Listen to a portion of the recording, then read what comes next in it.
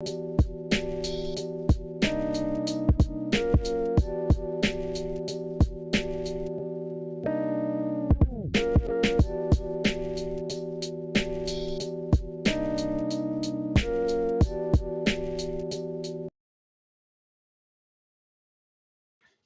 it going, everybody? This is Alex Caceres, and you're listening to Story of the Fight.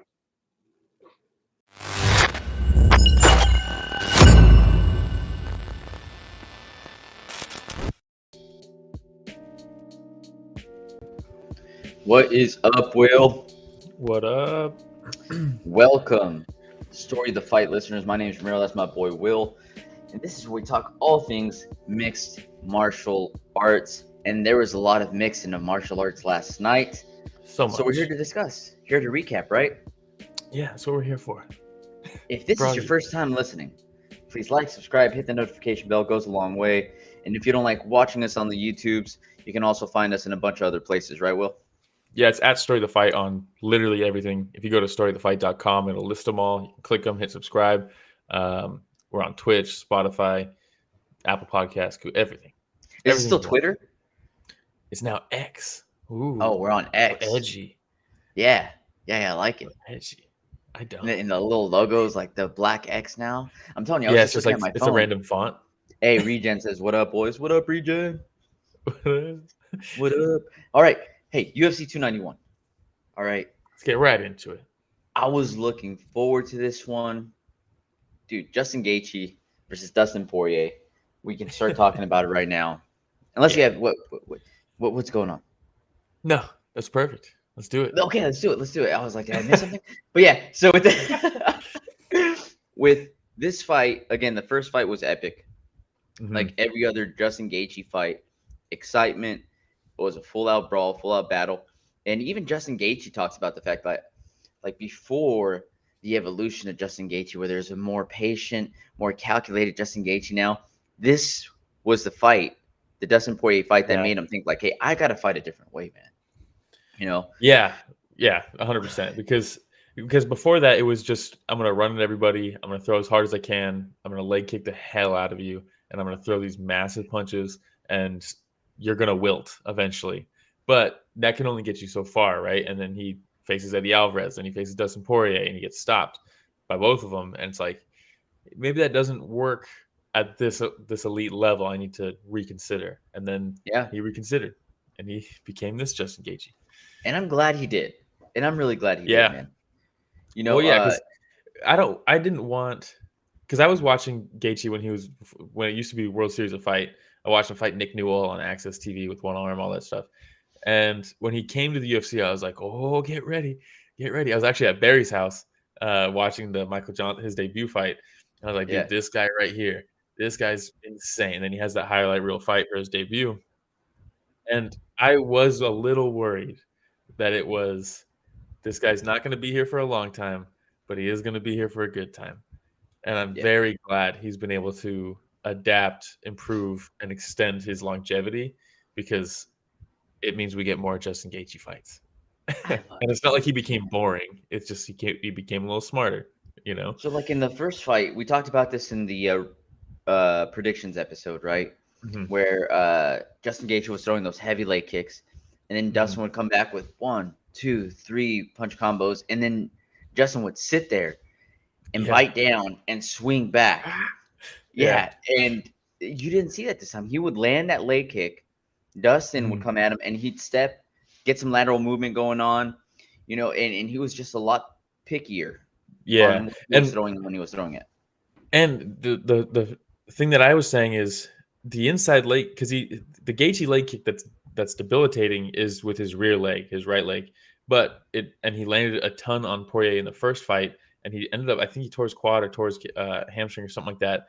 But it's not like as effective as far as like changing the trajectory of the fight, the inside leg kick versus the outside leg kick. But because they're open stance, southpaw versus orthodox, that rear leg kick that's normally an outside kick for Gaethje isn't nearly as effective. And then in this one, you see a ton of step-up outside leg kicks with his lead leg. And as soon as he started doing that and he wasn't throwing that rear leg for the inside leg kick, I was like, man, this is a little sketchy, because the outside leg kick, even obviously your rear leg kick is going to be more powerful, but you could see that step up outside leg kick was heavy from Gaethje this fight. And I was like, oh no, he's doing the outside leg kick, not the inside leg kick. Regen says, I ran into Justin at the Nate Diaz-Michael Johnson fight. I asked him if we'd ever see him in the UFC. He said, I don't know. Look at him now. So happy for him. That's cool. He's always seemed like a dude, you know? BMF champ now? BMF champ, interim champ, BMF champ. He just needs that one. Man, I know. That ever elusive. No one has ever gotten all three. Ooh, he'd be the first ever, huh? He'd be the first ever. You know, I saw going into this fight, someone was like, BMF, people who have fought for the BMF belt are 0-6 against undisputed or in undisputed title fights. It's like, oh, damn. There's only been 4 of them. Not a very good record. We'll no, see. but man, you also mentioned something with Poirier's high guard, where he comes in with the high elbow to block that quite a bit, right? That was really interesting to see too, because that element is still there, right? That's just part of rolling his shots beautifully. Yeah, that's first part round. of Dustin's. Yeah, and you know that I think it was the first round too, where Justin lands that head kick, and it was partially blocked, but you could still hear the foot smack the side of Dustin's head. And the thing I love about Dustin, man, is that every time he gets tagged, he looks at him, gives a little nod, and then just puts his fist back up and starts walking forward. He's just such a savage, man. So much fun to watch, both these guys.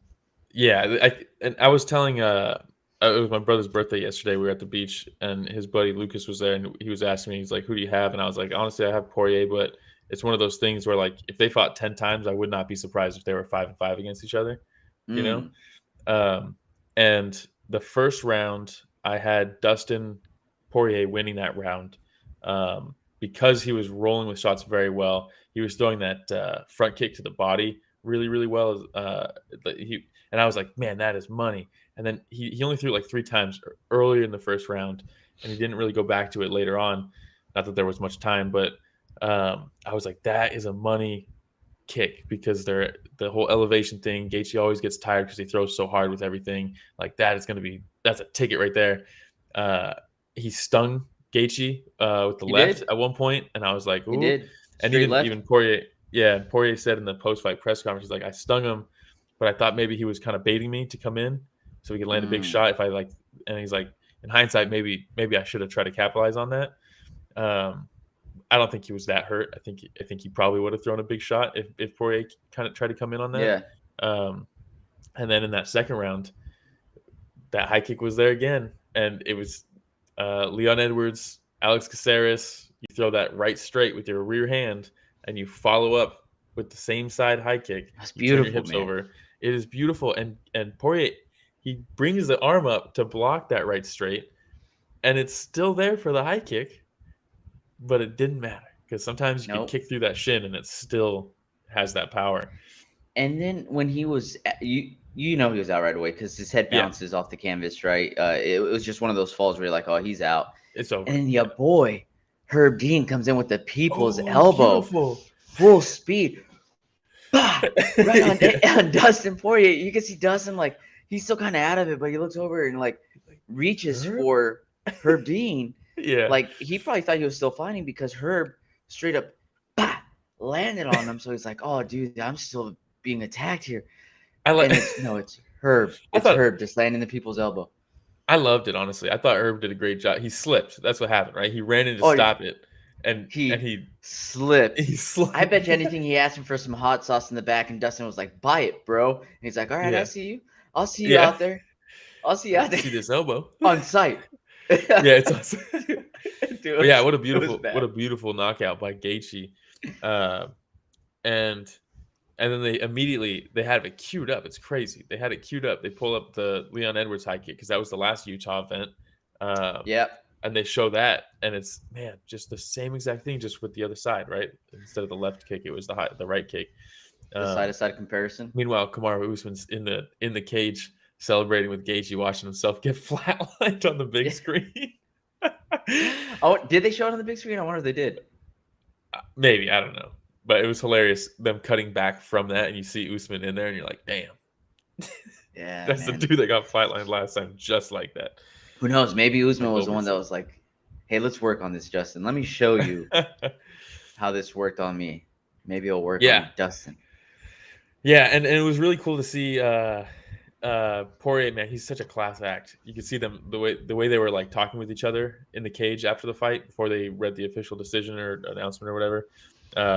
It was cool to see both of them with a mutual respect and just like he just got caught, you know. Oh It was yeah, cool. and Justin Gaethje when he says, "Yeah, I told Dustin before that he's my favorite fighter," Yeah, and I was like, "Oh, that's so cool, man." dude. Because like you mentioned at the beginning of this, you're like, yeah, because every Justin Gaethje fight is violence. I was looking forward to this, and I was like waiting for you to be like, and every Dustin Poirier fight is violence too. So it's 100%. because both of them, they've never been in a boring fight. They're just So constantly in battles. I had some friends over last night. Shout out Haverda, shout out Hiller, and the whiskey's flowing. We're having a good time, dude. And your boy, dude, starts getting even more excited Yeah, when I have a little bit of that whiskey in the system. And so I was telling these guys, I was like, dude, this is guaranteed violence with these guys. Like Mhm. every once in a while, you'll have a couple fighters that are about to go up against each other, and you're like, well, this should be good. And Yeah, then and then sometimes it fizzles. they nullify each other, because it's a feeling out process and a really Mhm. long feeling out process. Somebody tries to do something that the other person didn't expect. You expect both of these guys to go in there and just bang, man. And every Yeah, single time they freaking they deliver. just And I do. absolutely And love it. yeah, and it's crazy because like you hear both of them talking about in the lead up of this fight. There's no shit talking. There doesn't need to be any shit talking. There's just yeah, I'm just trying to prepare my body for like what it's about to go through, and like and you're just like god damn, like could you imagine the lead up to you're fighting if you're Dustin Poirier, you know your style, and you're fighting Justin Gaethje, you know his style, and you're like it's inevitable. I'm gonna be It in the is what it hospital is. after this, and It is what like it is. Yeah. yeah, the mental game of this is so insane to me. Both these guys knowing that they're about to just get in multiple car crashes, and they're like, "That's the date. I'm preparing for the car crash." Like, imagine that. Yeah. It's It's crazy. crazy. So Justin Gaethje was ranked third. Dustin Poirier was ranked second. Justin, now the Mhm. BMF champ, probably moving into that number 2 spot, right? He Um, probably fights the winner of Islam and Oliveira, right? You get a title shot most likely after this. yes. Yeah. The UFC is going to Uh, capitalize on this I I really like the thought of Charles beating Islam and then Charles going up against Justin again. for the rematch. Yeah, I Oh, would dude, rather I would love that. I would rather Islam beat Charles again, and then Gaethje versus Islam, just because it's a fresh matchup. And I think Mm, it people are. I see already people are like it's going to be the same as Habib versus Gaethje. I don't think so. Islam is not Habib. He doesn't have that crazy aggressive pace where he's just in your face, not giving you any room, smothering you. He's a little bit more like willing to kind of stand and trade and things like that. So it's a much more interesting fight, I think, Gaethje versus Islam than Gaethje versus Habib was. Regent says, I yeah. really hope Dustin retires, man. I love him, but either fight the people ranked below you or get out of the way. Yeah, in the post-fight press conference, they asked him, like, do you want to fight these unranked guys? Or not unranked guys, but these guys that are these up-and-coming guys. And he was like, not really. And it's like, dude, you know what? I don't blame you. I wouldn't want to either. But yeah, it sucks when there's someone with a ranking who's going to sit on that ranking and not allow people to challenge for that ranking. Yeah. Um, and at lightweight, who are those fights? You know, at this point, is it a Yeah. Gaethje rematch for the trilogy? They're 1-1 against each other. They both stopped each other. If Gaethje loses a title fight, he'll probably maybe they'll do that. Um, I mean, listen real quick. We have Diego Ferreira, Matt Frivola, Steamroller Frivola, yeah, Renato Moicano, Money Jalen Turner, Moicano. Grant Dawson, Dan Hooker, Rafael Dos Anjos, Armin Saryukian, Matus Gamrot, Rafael Fiziev, Michael Chandler, Benil Dariush. Yeah, I feel like if I'm the UFC, I'm trying everything I can to get to book Armin versus Poirier. Um, that fight's not going to Mm. happen. But if you're Dustin and you're saying, yeah, I want these fun matchups that excite me, things like that. Who?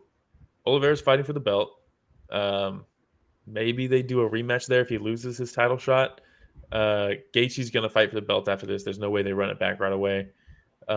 Chandler, he just beat him. Darrius is coming off a loss. It's just. Do you think he'd go up in weight? He said, I don't think he should. And he said in the post-fight press conference, this was the best weight cut he ever had when they asked him. Oh, really? Yeah. Regent says, how are these lower rank guys supposed to make a name for themselves when the top guys won't fight them? Yeah, that's been the case with lightweight for a while now. With Gaethje finally, it took him a year to finally, people pestering him to finally fight down and fight Fiziev, which granted he did and he beat him, so props to him. But yeah, it shouldn't take that. And yeah, if in my opinion, if you are a ranked fighter, especially in the top 5, and you lose a fight and you are not taking those fights, if you turn down 2 up-and-coming fights and you're sitting on a rank, they should drop you in the rankings. Ooh, I like that. It should just be an immediate drop. Yeah, I like that. And if you're Dustin, if you're Poirier and you're saying, yeah, I just want fun fights, then the ranking shouldn't really matter to him anyways. So that's a really good point. Can't have That's a really good point. Regent says it's like when Stone Cold was at the end of his career and refused to lose to Brock. Come on, man. Come on, man.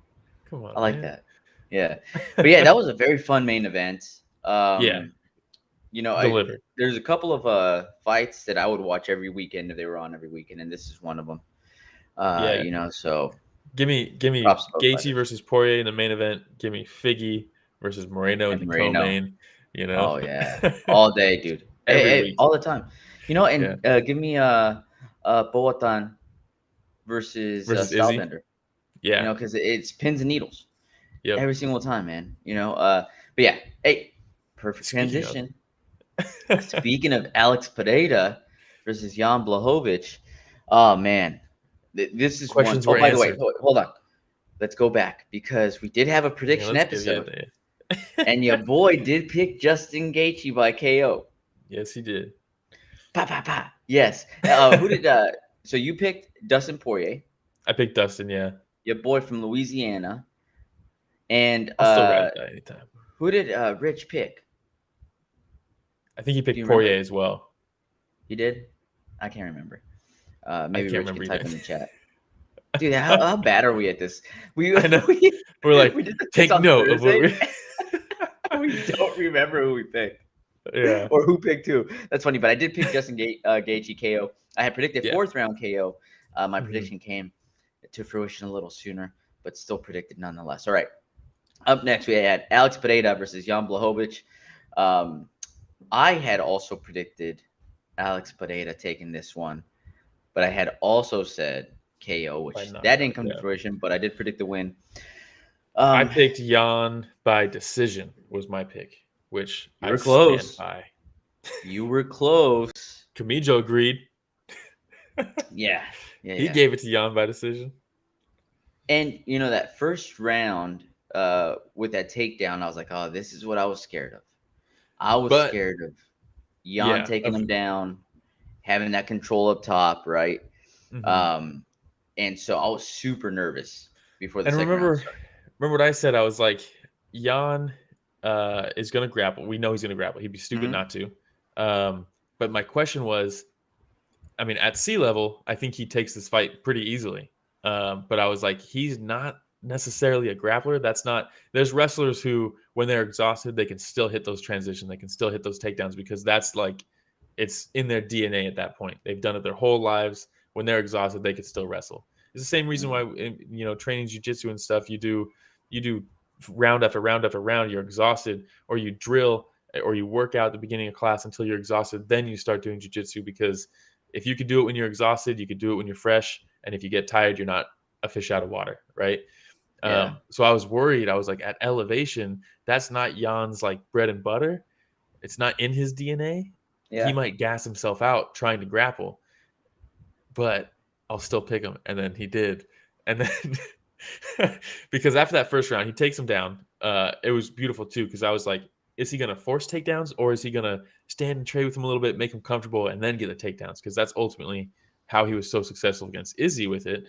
And the first kick, I think it was the first kick that Pereira threw, he caught it and ran him to the fence and then worked the takedown. And I was like, that works too. Why stand and Yeah. trade if you don't need to? Catch the kick. Right. And then he eventually does get the takedown. It was a nice takedown. Ends up on his back. Threatens a couple times with chokes. I thought Alex did a fantastic close. job this round. Yeah. Yeah. He did a fantastic job not trying to explode, not freaking out to get back up, try to get him off his back. He just fought the hands calmly, took the round off almost. And I think that was a big difference maker because in the second round, you could see how much energy Jan had expelled trying to get the choke, trying to stay on his back. Because in that position where he's half on the side there with the body triangle, that's constant flexing. Your body is working trying to keep that position, whereas Pereira is kind of just on a knee, fighting the hands, calm. Yeah, exactly. And you could see he was much fresher in the second round. And it looked like he could have almost got Jan out of there in that second round at a certain point. Yeah. Jan had his back to the fence. He looked exhausted. He did a great job nullifying the left hook of Pereira. I mean, it was basically not a weapon in this fight for Pereira. In fact, Jan's left hook was very good.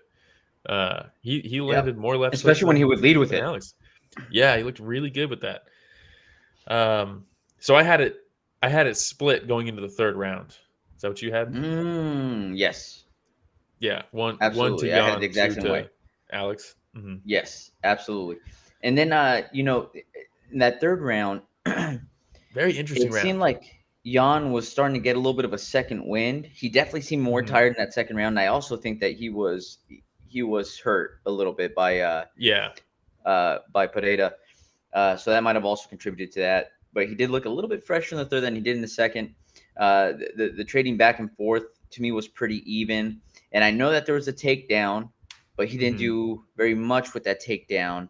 So it just makes me wonder what exactly was it that edged it over for Pereira? Was it just the fact that they felt like his shots were larger shots, that they did more damage?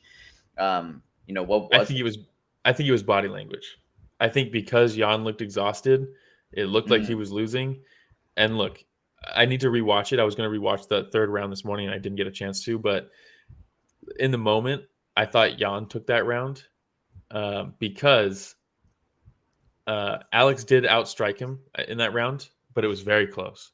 It was really close. And while Jan did look exhausted, you could see every time he was landing on Pereira, the head was snapping around, I think Alex did land 2 very hard jabs that round that snapped Jan's head back. But there was no clear edge in damage, in my opinion. It was a very close round, stand-up wise. And if it's super close and you get a takedown with 40 seconds of control to end the round, damage is the number 1 criteria. Number 2 is effective striking and effective grappling, and those are scored the same. If the damage is negligible, because there was a couple flurries that Jan was throwing, like you said, where he would lead with that left hand or that left hook, and then he'd come in and he'd dart in with that uppercut. As Pereira was he was snapping his head back too in that third round, but there was no clear, that was a damaging shot where no one got rocked. It was very close. Yeah. Plus effective grab. I know they say all the time now, he got a takedown, but he didn't do any damage with it, so it doesn't mean anything. No. It doesn't not mean anything. It's still effective grappling, and it's scored the same as effective striking. It's just that's without damage included in the criteria. But if the damage is even, it's supposed to go to effective grappling and effective striking, and even that was even. You could argue this was a 10-10 round, honestly. It was a very interesting round. It was. Regen says, I thought Jan had got that. It was close, though. Jan fought like he wanted it more in the third. Alex did not. Yeah, it was a very interesting round from Alex. I'm sure he was exhausted too, right, at elevation. But it was more like he was bouncy and stuff like that. And I think those optics are what got him that round. I really do. I know. I'm excited, though. I'm happy you won. Oh, yeah, me too. It was just a very interesting fight. It was kind of a weird fight. This sets up Jiří Procházka versus Alex Pereira. In that fight, let's make it at sea level, please. Yeah. Okay. Can we not do heavyweights or light heavyweights ever at elevation? What are we doing? It's not. I thought we learned this with UFC Denver, UFC Mexico City. Like, what are we doing? Yeah, dude. Cain Velasquez. Every time they're like, "Yeah, I'm done doing this," and then they do it again. Roy C-level Nelson, Cain. Roy Not high Nelson elevation. in Denver. Who thought Yeah. that was a good idea? But Regen says Alex winning is definitely better for the division, and that's a hard agree. And I'm not saying this is a And robbery or anything. it was very better for my close. picks too, because I It picked was Alex Pereira. Parabéns. Parabéns. by knockout. Boatan. Yes. So I'm super excited. I did say by knockout. No, but come on. ultimately, I called the win. Come on. The name matters more than the method. The method is definitely cooler when you get it, like the Gaethje knockout. It definitely adds like some flair to that pick. But the name is ultimately what matters. You know, there's a reason I texted you about the Gaethje KO. I didn't text you about Alex Pereira. You know what I mean? So yeah. Regen says I got Yeedry in that fight, and I agree. I think Yeedry, if he comes, it depends, right? He's been out for a long time. The shoulder surgery is a tough one to recover from. You get a torn shoulder and you get that repaired. It's sometimes never the same. But if there's anybody who can come back from that, is Yeedry Prochazka's been smashing that shoulder into trees, trying to just toughen it up and make it better. So he's out there in like weird ass like warehouses, punching shit. He's climbing mountains. Like, I think if anybody can come back and have like ring rust and injury questions, if anybody it shouldn't affect, it's Yeedry. You know, I also he's gonna come back in a sling, and we're just like, oh, we're way off. I also think positioning wise, Yeedry will get Alex in weird positions where he can grapple with him, like he did with Glover. And I think, like I said, at sea level, I think Jan takes this fight. I think he doesn't get as exhausted, and he can mix in the takedowns better. But beautiful timing too. Like there's this one where Alex steps in for a lead right hook. Oh yeah. And right when he stepped in, the level changed, man, and it was such an easy takedown for Jan. And I was just thinking to myself, like, man, he had his timing down. And like you said, if he would have mixed it up just a little bit more, I think it would have been an easy one for Jan. Well, I think remember I said in this, I was like, what I would do if I was Jan, because you have to trick them into thinking that you're going to strike with them, because the takedown can't be obvious. They can't know it's coming, right? And I was like, dude, they both have such good leg kicking game that if they just if he just plays that leg kick game with them and he gets Alex being like, you're going to leg kick me, I'll leg kick you back. And they keep trading those. That will set up the takedown so well. And that's exactly how the second round started. They were just trading leg kicks, and eventually he took him down. And I was like, oh, dude, I was all feeling myself. I'm like, I'm a fucking sidekick, dude. And then Alex Pereira was like, I'm just going to get up, and then I'm going to hurt him with my hands. I was like, maybe not. But it was a good fight. It was a good fight. And like Regen said, I think Alex Pereira winning is actually something that's really good for the division. Yeah, makes it more exciting. Do they do?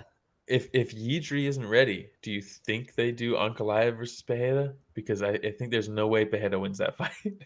Oh man, I don't know. I think they're burnt out on Ankalaev.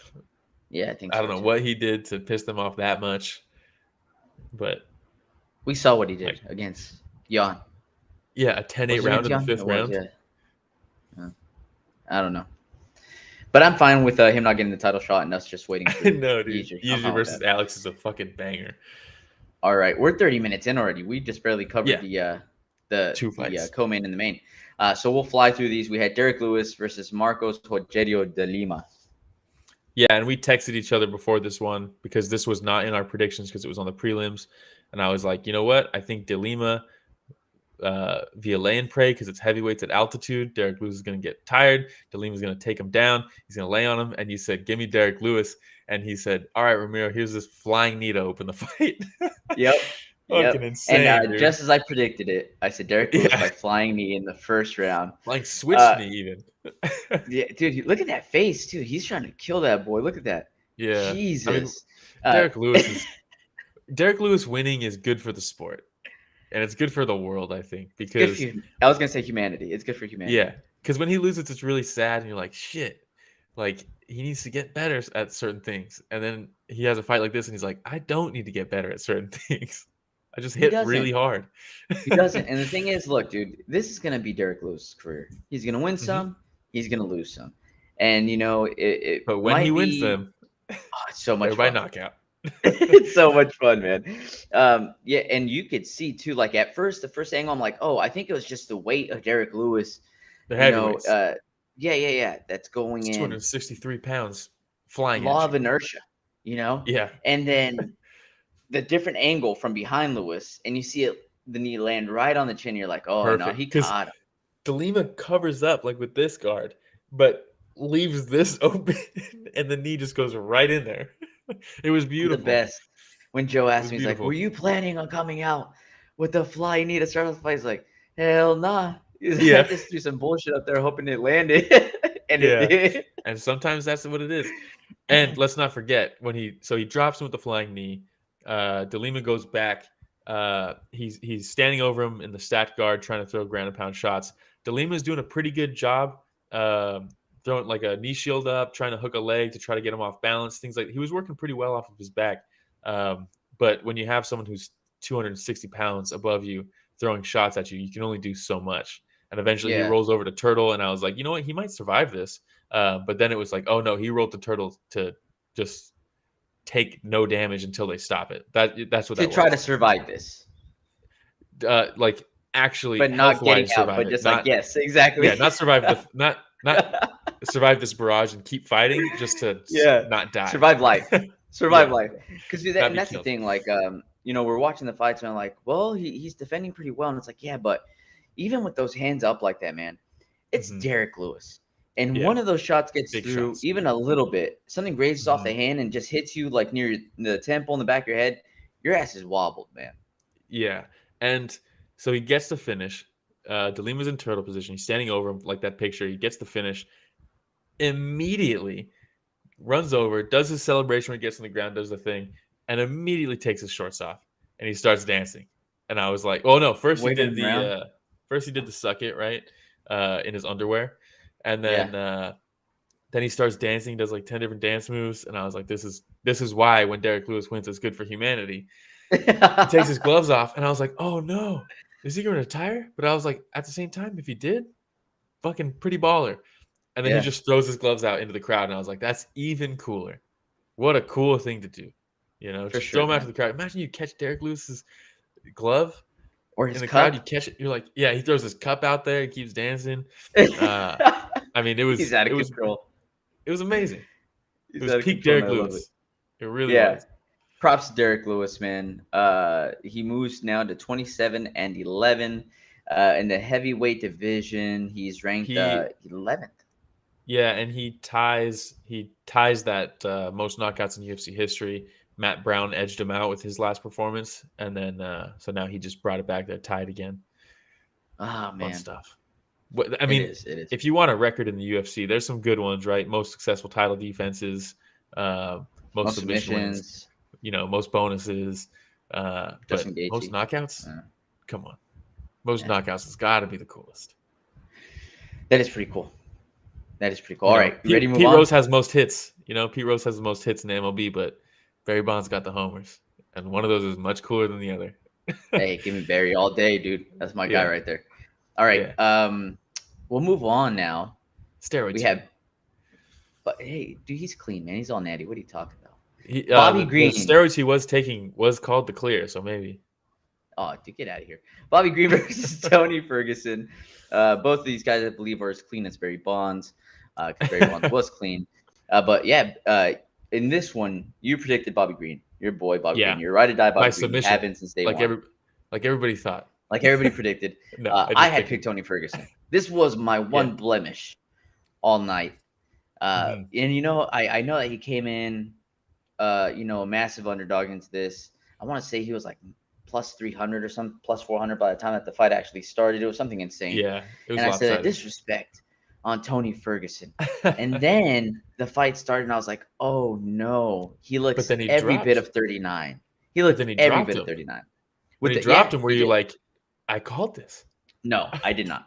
I swear. No, I did not one bit. Because, you know, Bobby Green looked out of position there. He catches him, looked like a hard right jab, I think, when he was in as Bobby was kicking, too. Yeah, and so he caught him off balance. And the way that he fell on his ass, not flat back, right? He fell on his ass, and he bounced right back up. I was like, oh, he's fine. He's fine. So I was like, hey, you know what, Ferguson? Good shot. Yeah. Good shot, Ferguson. And then, like I said, he just looked every bit of 39. He looked every bit of somebody that had been in multiple wars. The speed difference was so evident, man. Bobby Green was so much faster. The thing that, and I see already there's a lot of Bobby Green haters, right? Because anytime you're a character like that, there's going to be people who dislike you. And it's funny because whenever he's winning, people are like, yeah, fucking Bobby Green's so sick. And then he loses and everyone's like, this guy fucking runs his mouth and he fucking, and it's like, all right, dude. Probably different people, right? Probably different. It's the internet, so you don't really know. But burner account. Burner accounts, yeah. As Dana would say, fake account. But yeah. I think Tony, look, people are hating on Bobby because of the eye poke. He got dropped, and then like 30 seconds later, he got him with the eye poke, and everyone's like, that was intentional so he could survive. I don't think that for 1 second. I don't think that was intentional. I think things happen. Tony came back in it, and they were fighting. This is the problem with Tony at this point in his career.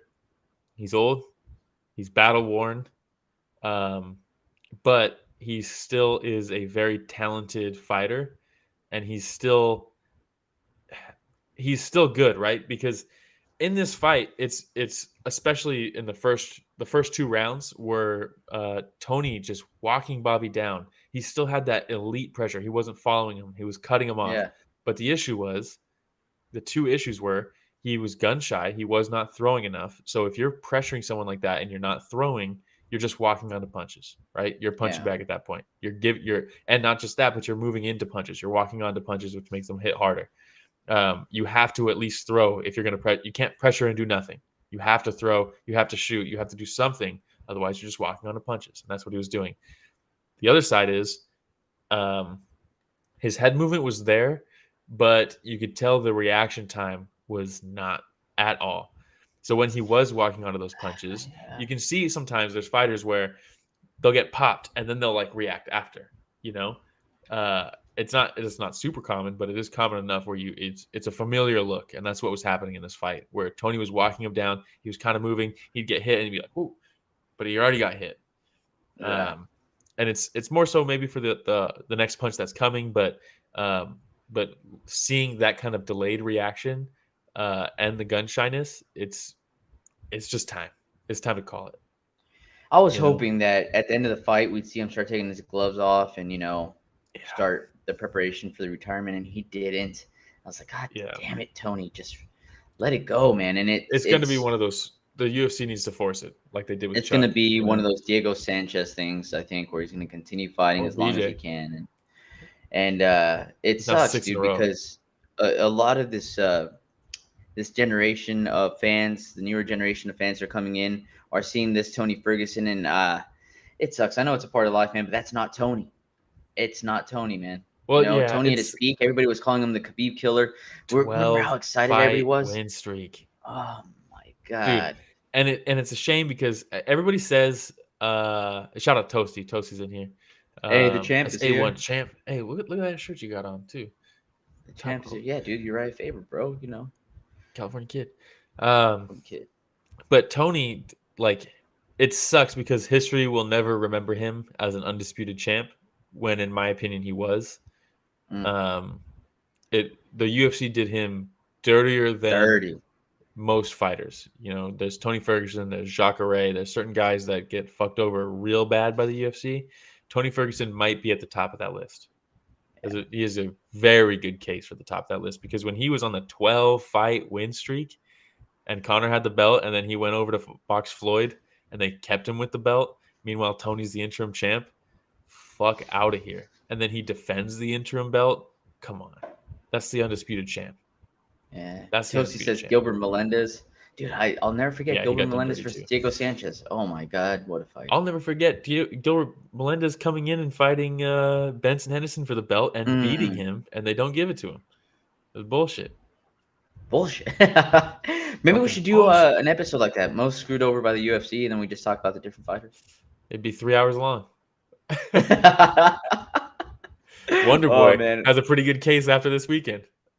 Yeah, but hey, props to Bobby Green. Tony Ferguson falls to 25-9, and again, this was a pick where you picked Bobby Green. I picked Tony Ferguson. Who did Rich pick for the last couple fights, by the way? I don't know, man. So I We'll know that find Rich out. picked Dustin Poirier. I think he Yep. picked Błachowicz. And then we didn't think get his so. pick for Derrick Lewis. Because it was And on the then prelims. did he pick Bobby Green? I don't remember. I think he Rich, let picked us know. Bobby Green. Did he? Okay. All right. Well, hey, let's move on to the next one. Toasty says Rich picked Gandalf. You shall not pass. That's right. All right. The Kevin gray or the Holland white, versus Michael Chiesa. Kevin Holland versus Michael Chiesa. Kevin Holland, the boy from Fort Worth. You know, I had to pick Kevin Holland going into this, and I did say inactivity for Michael Chiesa. I feel like he has 1 foot in and 1 foot out. I think he'd rather be behind the desk than inside that octagon at this point. You know, he loves the idea of competing for a title. He loves the idea of being a fighter. But, dude, inactivity when you're going up against a young lion like a Kevin Holland, who is one of the most active, it's not good. It's not a recipe for success. Yeah, this is the prediction that I feel best about that I had, because I was like, Chiesa was a former lightweight. He struggled in the grappling department against welterweights because they're too strong for him. Kevin Holland is not only a welterweight, but someone who has success at middleweight. He's going to be too strong for him in the grappling exchanges, and you can see that immediately every time they grappled that he was way too strong for him. Defended a double underhook takedown from the clinch that should have put him down, but somehow he just muscled out of it. I said Kevin Holland's going to pick him apart. I said I would not be surprised if Chiesa is forced to shoot on him, and because of that forced shot, Kevin Holland lands some sneaky choke like a Darce or something like that, like Luke did. I believe those are my exact words, and that's No exactly way. what happened. Really? Hey, props to you. That was fantastic. That's good stuff. Yeah. My one good Look, pick. dude, Bobby Green, I don't count so too much because he was a minus 500 favorite or something like that. Hey, it's all good though. It's still a good pick. One of the things that we pointed out as well, I don't know if you remember, everybody talks about Michael Chiesa's jiu-jitsu. Everybody talks about the fact that he's a grappler. That's his strength. But and then we went through and he took a look at his losses, and they're all submission losses. Yeah. And so maybe everybody's like, jiu-jitsu glass cannon. He's fantastic jiu-jitsu offensively. Defensively is another story. Which, you know, like I think about the jiu-jitsu practitioners, like I can't imagine that happening to Damian Maia. Hell you know what I mean? Like, and so we predicted Holland. This is exactly what we thought was going to happen. You predicted it to a T with the Darce choke, even. Well, I said I didn't really confirm that one as my definite pick. I was like, yeah, he either knocks him out. He either knocks him out, or he does this, lands a choke like a Darce or something like that. That's kind of what I said. So it wasn't like, give me Holland by Darce in the first round. I want to say it was like 75-inch reach for Chiesa, 81-inch reach for Kevin Holland. So when you have those long, lanky arms like that, man, you saw how quick he was able to just sink that Darce in. And the second that he kind of started rolling a little bit, I was like, oh, he's about to tap. And they're like, no. Look, he's still looking around. I was like, no, this is Chiesa. And I'm not trying to talk. I'm not trying to talk shit, but I am. And as soon as he got in a little bit better position, the tap came in right away. Yep. And I was like, there it is, man. There it is. Dude, and that's what I thought. I was like, man, he's and that's why I picked Darce, because I was like, he's going to force Chiesa to shoot. There's no way Chiesa's going to stand and bang with him. He's going to force a shot. And when you force a shot, you leave your neck open, things like that. And with those long arms, like he's going to be able to, if you're forcing takedowns on a guy with super long arms like that, and Kevin Holland's offensive jiu-jitsu is pretty damn good as well. So I was like, yeah, I could see it happening. And shout out Kevin Holland at the end when he's like, yeah, you know, when you, what did he say? I think he said something like, when you put it on Chiesa, he does bad things. Yeah. And it's like film works. And I was like, damn. Dude, he's like, if Neil Magny was a better fighter when he fought him. I was like, damn. Yeah. If he would have done his own work. Neil Magny's just out there like, damn, dude. What the fuck did I do? What'd I do to you? That's so funny. But then he said something concerning, saying that he wants to go back to middleweight. And I was like, no. Yeah, don't do that. Do not do that. It's terrible idea. Perfect. It's his weight class. Yeah. That's where he needs to be. 170 is where he needs to be. Yep. 100%. All right.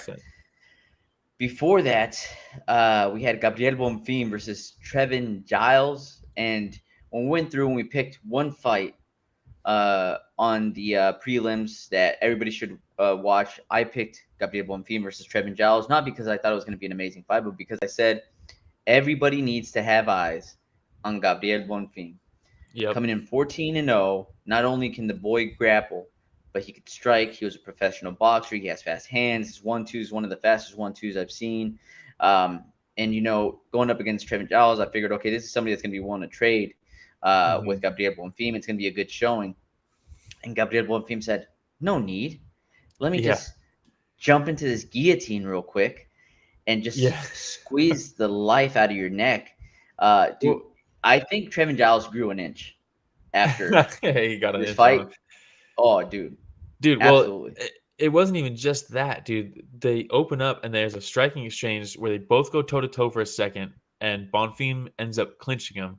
He ends up working to double underhooks, immediately lifts him, shrugs him, dips under the side, takes his back, standing with both underhooks, gets his body locked or his hands locked, and just elevates him, dumps him real quick. And it was beautiful. It was so fast. It was to go from striking to double underhook, striking to clinch to double underhooks to duck under to the back to lifting and getting him on the ground within like 3 seconds. It was so beautiful. He works on the ground a little bit. He sits up a little bit to kind of almost let Giles get up. And as he's getting up, he has his hand planted to try to turn up, almost like a seatbelt sweeper. Like just he got his hips out and posted to get up, and the neck's there. And it looked like Bonfim gave him that space, knowing, hey, the neck's going to be there in just a second. Got it. And then he jumped to the guillotine. And it was beautiful. It was a really good performance. The little things, the little connecting things. Top 15 soon. Yeah. Oh, yeah, for sure. You have Michel Pereira there. You have Ian Machado Gary. Jack Della Jack Della Maddalena. Michael Chiesa. You know what? Give Michael Chiesa. Chiesa might be done, dude. Chiesa should not be ranked, in my opinion. Give Michael Chiesa. Yeah. Let him go in there, and that'll probably help him break into the top 15. Or just put him in the top 15 now. Fuck it. Drop Michel Pereira. You can't even make the weight. Drop him out of the rankings. True. You miss weight, you shouldn't be ranked. Especially how funny is that, though? We're talking about how massive Michel Pereira is during the predictions episode. And then they're like, he misses weight by 3 pounds. And I was like, well, yep. We didn't call the miss weight. Dude, that would have been a really good prediction. Yeah, it would. If we would have just come in and been like, no fight, Michel Pereira misses weight. Wonder Boy being a smart guy says, I'm not fighting. Fuck Wonder Boy. He doesn't even get his money for it. That would be crazy. That would be a prediction. A company man like Wonder Boy can't even get his show money when his opponent misses weight. Fuck out of here. That is horseshit. Messed up. We'll cover that. Poor Wonder Boy. All right. This is where we start skipping some fights here for the sake of time. We're going to go down to Roman Kopylov versus Claudio Ribeiro. Which is the fight that I said to watch out for on the prelims. You did. And I couldn't watch this live. Russian shape Chad Hooper is the new name. It's Chad Hooper. Not bad. Also, if you ever needed to know that the teletapes were wildly inaccurate, the UFC has Ribeiro listed an inch taller than Kopylov. So what are we doing here? Because Kopylov is clearly at least 2 inches taller than him. So it makes me distrust the reach stats, all that stuff. I think they just asked the fighters, like, hey, how tall are you? And he's like, 6'2". Okay. Yeah. Gotcha. Like, oh, nice, dude. He's like, yeah. Congratulations. But yeah, I was like, dude, this is a showcase matchup for Kopylov, because Claudio, if you watch his Contender Series fight and his last fight, he just swings wild with these big looping shots. And Kopylov just throws these nice, sharp, straight punches. And I was like, if I'm Kopylov, I'm asking for hooking style fighters constantly, because I can beat him to the punch with those straights. And watching this, I had to watch this back because I didn't get to watch it live. The way Kopylov hops in and out of range, his distance management and his feinting and his punch speed, the speed at which he does all of that at middleweight, I had to double check to make sure I didn't like have it on like fast forward or like 1.25 speed or something like that, because I was like, I looked at the clock to watch the time on the clock. I was like, is this sped up right now? Like what the fuck is going on here? He's just that fast. It is incredible. And he was piecing him up the whole first round. And then Claudio lands one of those big shots on him. And that's the dangerous thing of fighting someone who hooks like that, because when they do land, it's devastating. And he had him hurt there for a little bit. He landed some good shots. Second round comes out, and Kopylov, with that lightning speed, he just goes shoulder feint so fast. Live, you don't even see it. You don't even see the shoulder feint live. At least I didn't see it. And he draws out a lead left hook from Ribeiro where it's looping again. He draws that out because the shoulder feint, he's like, oh, he's throwing the jab. Here's my left hook. Watch this. And he throws it and he whiffs completely because it was just a shoulder feint. And he goes up with that left high kick as he's throwing that left hook. And it was lightning fast. It was and he beautiful. Just sits him down with it.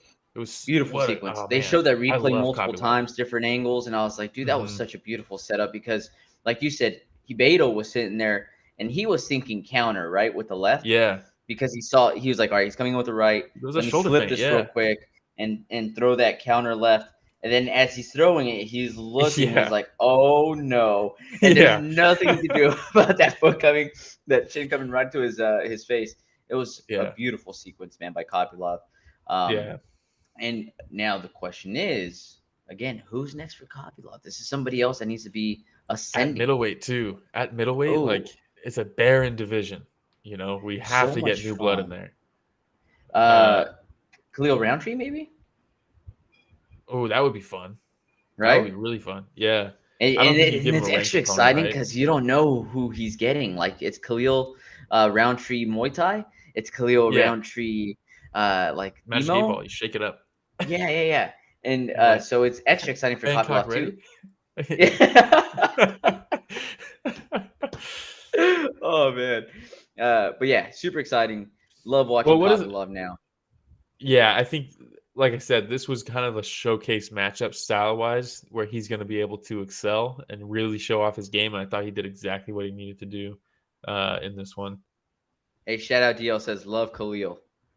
Love Khalil. How could you not? I think I see some people who are like, get that shit out of here, where he's like crying in the post-fight interview and stuff. And it's like, what do you like? This is a real ass dude. You know what though? You know what I liked about that? Real tears. Huh. Unlike real tears, bro. That's what Amanda I'm saying. Nunes. Unlike, you know what? I'm not gonna say anything else. Real tears, I appreciate. None of that. What does middleweight look like? Middleweight, if you go to Tapology, you can see the rankings past the top 15, which is kind of cool. Kopylov is nowhere near the 15 on their rankings, so who knows? But maybe someone like Brad Tavares, RoboCop versus Kopylov would be awesome. That would be a fun one. Gerald Meerschaert. Phil Hawes would be fun also. I just want to see him more active because there he is. So they have a few guys above him. Chidi Njokwani would be fun. But give him a little bit more time up there. Who? Oh, no. You know, I was thinking about Nzechukwu. Oh, because he just barely broke into the top 15. I was like, no, don't.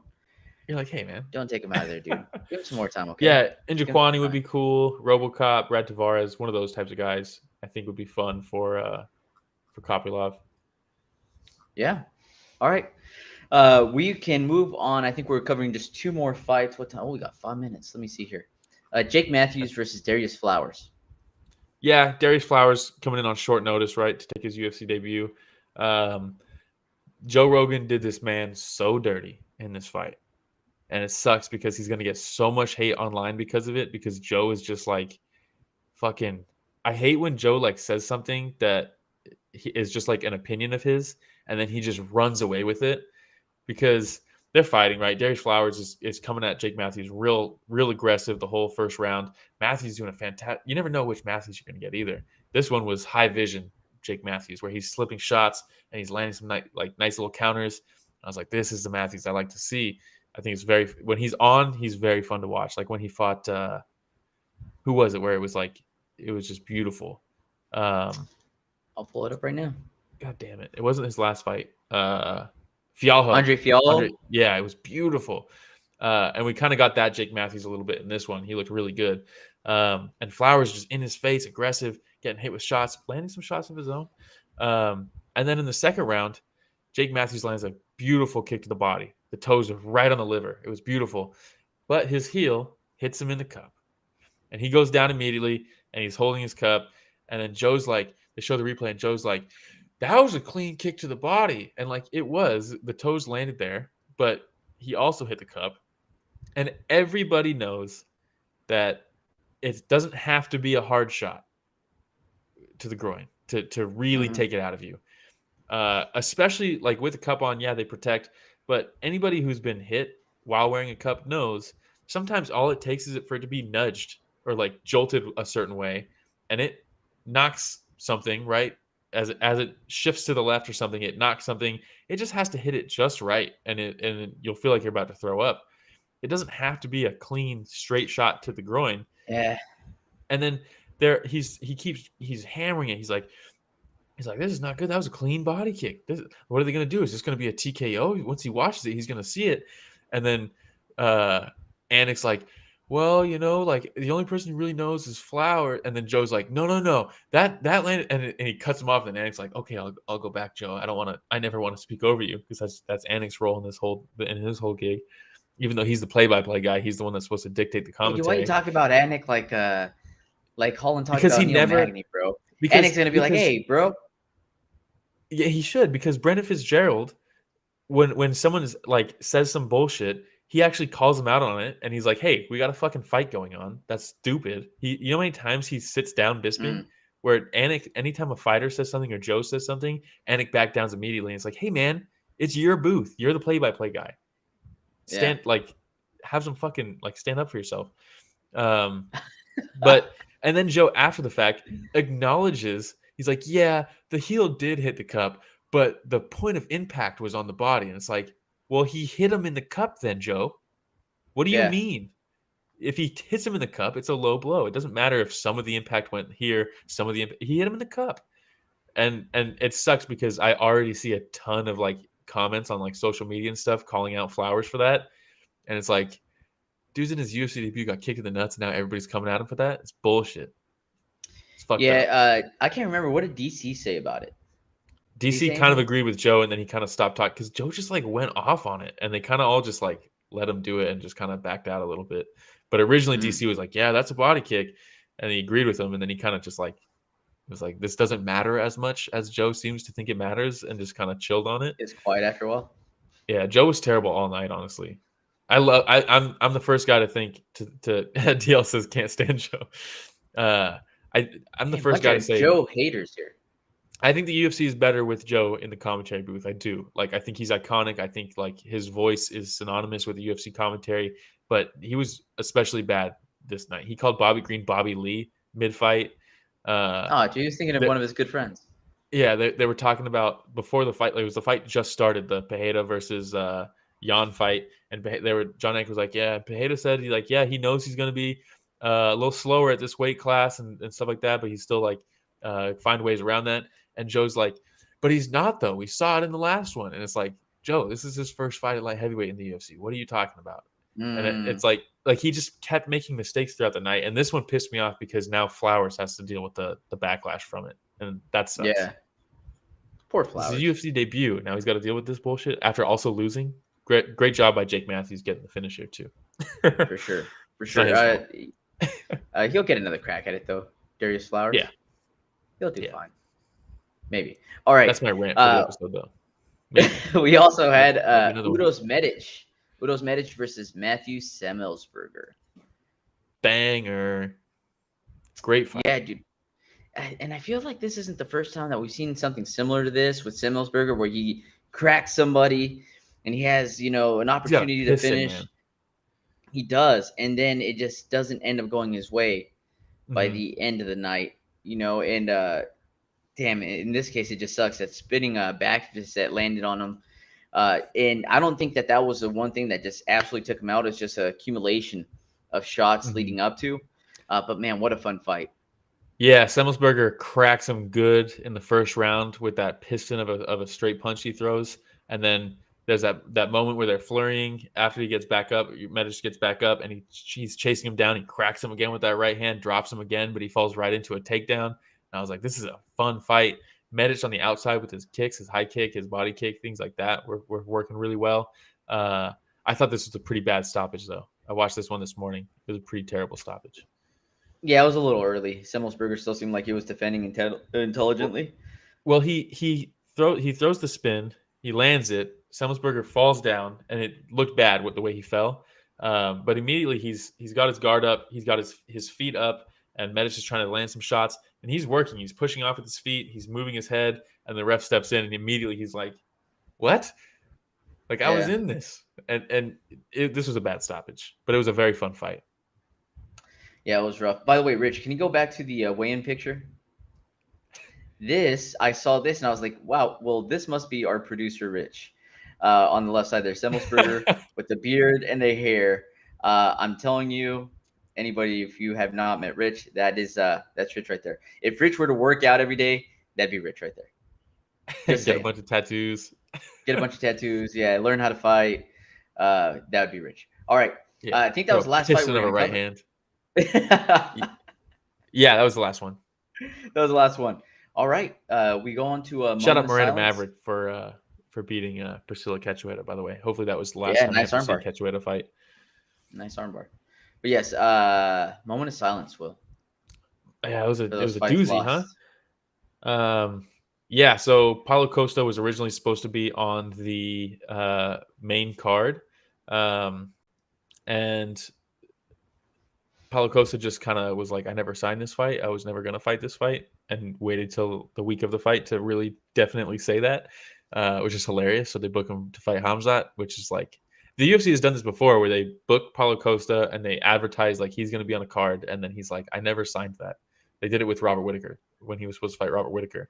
He's like, I never signed that. Don't try to leverage, like, don't try to strong arm me by putting me on the card, advertising that fight's going to happen. Now I feel like I have to take it. And he's like, I'm not going to do that, which is, I like Paulo Costa for doing stuff like that. So they move Wonder Boy versus Michel Pereira up to the main card.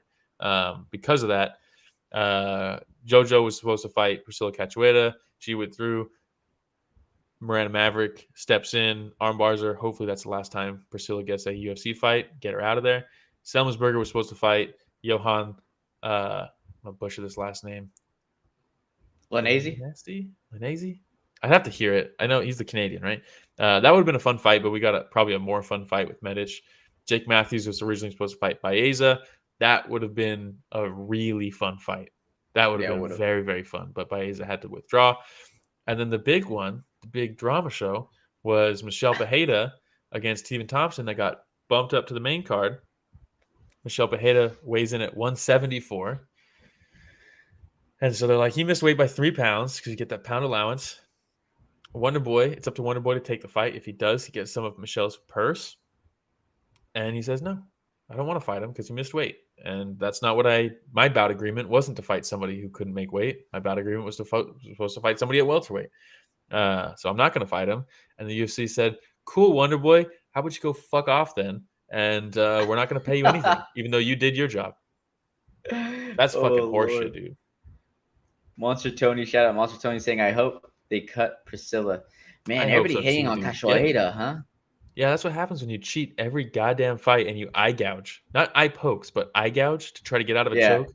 Get the fuck. She should have been cut right off that fight. She was like, she was dominated that fight, though. She was dominated against Miranda Maverick. She's been dominated in most of her fights. Get her the fuck out of there. Dang, dude, Monster. Dude, if I had you in a rear naked choke and you reach up and you just stick your fingers in my eye to try to get out of the choke, you're gone. Why would you not get cut after that? That's crazy. True. But at least we got to see her get submitted again. So that was cool. She did not get a bonus, but who did?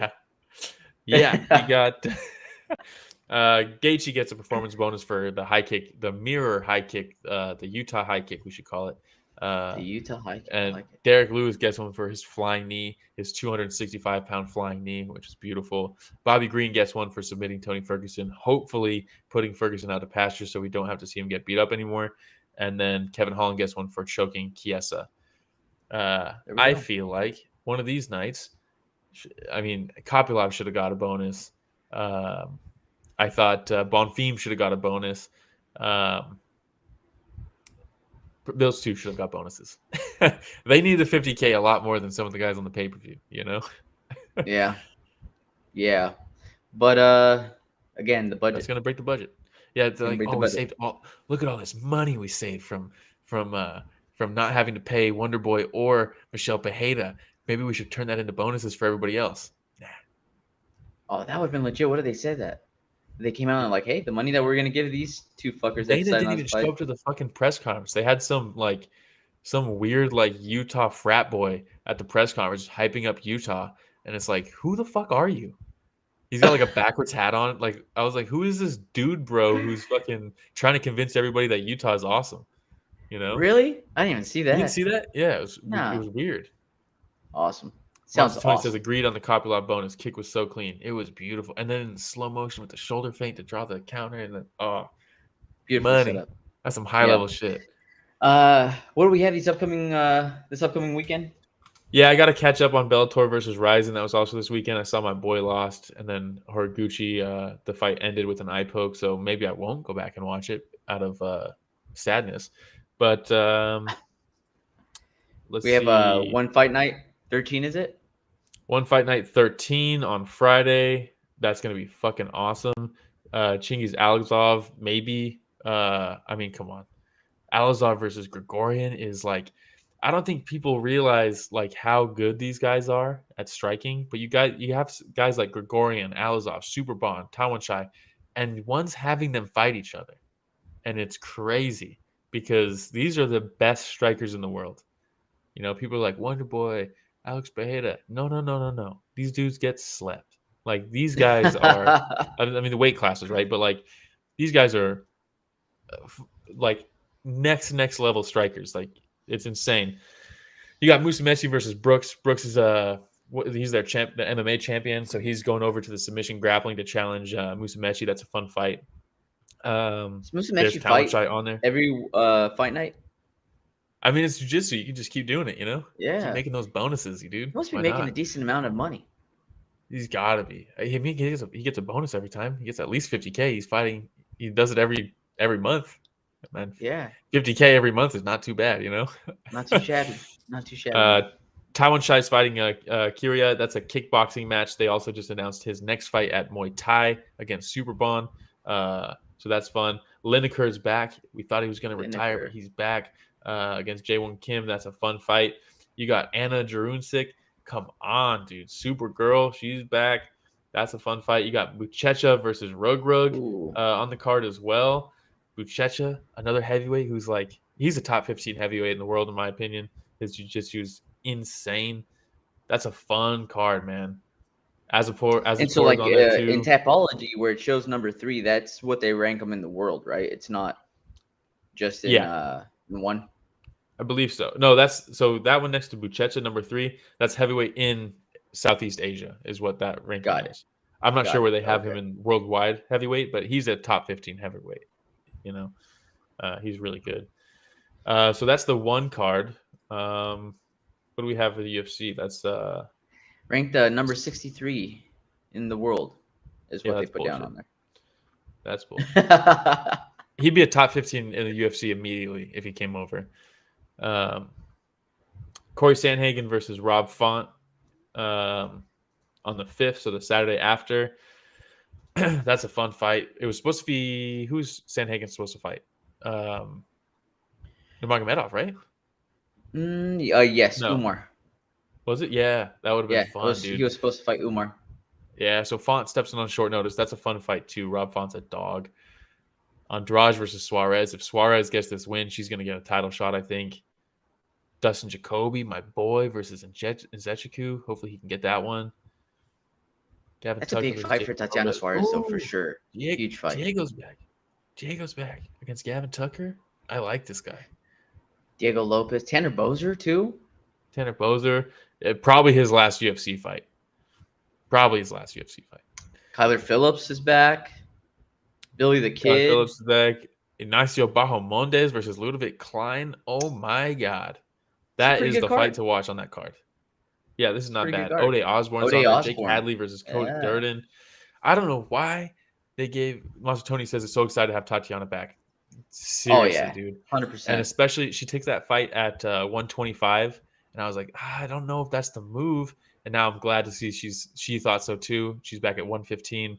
I mean, if she wins that fight, it's a title shot. I mean, it's gotta be. It's gotta be. But I don't know why Jake Hadley versus Cody Durden. Can we just not give Jake Hadley any wrestlers? Can we just watch him strike? Because his striking is so fun to watch. And instead they're like, let's give him a wrestler that nobody likes. It's like, what are we doing, man? You're killing this kid. All right. And then we have one more event. Jake Paul versus Nate Diaz. Oh, God. Yes, what a busy that's weekend. coming up as well. Oh, my God. That's going to be over here in Dallas. I was thinking about going, but then I was like, man, I don't know if I want to go. Yeah. Don't go. No, I'm probably not going to go. I'm happy Nate's getting money, but this is not going to be good.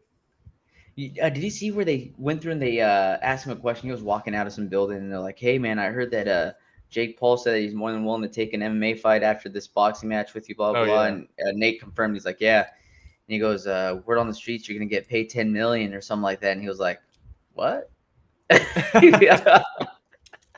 Was that one where he's like getting in a car while they're asking him? Yes. Yeah. Yes. And he's like, get me out of here. Get me out of here. All right. But like, that's all. I think that's all we got for this week. Do you have anything else? No, I think that's it, man. All right. So, hey. Man, I really don't want to see Nate get fucking rocked by a YouTuber. Neither do I, man. Neither do I. It's going to happen. But shout out Monster Tony, DL, Toasty, Regen. It's always fun whenever y'all join us and chat live with us and talk. Yeah, makes the show better. Yeah. And then Andrew Toasty October 21st is looking like what we are shooting for his pro debut. Let's go. Let's go. I'll have you back on soon, Toasty, so we could talk about that last fight where you won gold at Uriah Faber's A1 combat. Come on. Awesome, I'm still hyped off that shit. I was actually, it was my brother's birthday yesterday. We were at the beach, and a few of his buddies, they all saw it too, and they were like, damn, dude, that was sick. Like, your boy got, and I was like, dude, that's fucking sick, dude. Toasty. Yeah, that is so awesome, man. But yeah, hey, everybody, tell your friends, your family, anybody that likes mixed martial arts, tell them to hop on. Yeah, moms love the podcast, as Regen says. But yeah, tell them to go ahead, subscribe. We're trying to reach 3,000 subscribers, almost there. And yeah, if you don't like watching through YouTube, I think storyofthefight.com, right, Will? Storyofthefight.com will list everything. It's Story of the Fight everywhere. Everywhere. And before we go, I have to let everybody know, Will, this podcast right here, produced by Rich Semelsberger. There it is. All right, everybody. Thanks for listening to another week of Story of the Fight.